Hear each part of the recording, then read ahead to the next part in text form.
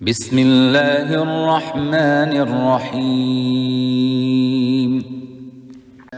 واتل ما أوحي إليك من كتاب ربك لا مبدل لكلماته ولن تجد من دونه ملتحدا واصبر نفسك مع الذين يدعون ربهم بالغداة والعشي يريدون وجهه ولا تعد عيناك عنهم تريد زينة الحياة الدنيا ولا تطع من أغفلنا قلبه عن ذكرنا واتبع هواه وكان أمره فرطا وقل الحق من ربكم فمن شاء فليؤمن ومن شاء فليكفر إنا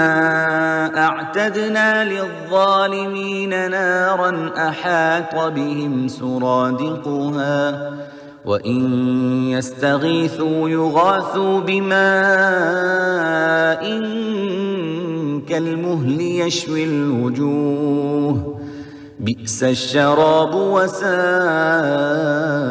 مرتفقا إن الذين آمنوا وعملوا الصالحات إنا لا نضيع أجر من أحسن عملا أولئك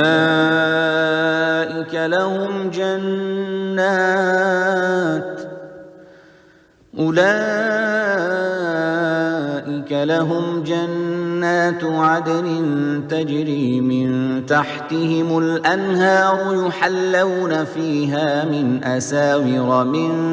ذهب ويلبسون ثيابا خضرا من سندس واستبرق متكئين فيها على الأرائك نعم الثواب وحسنت مرتفقا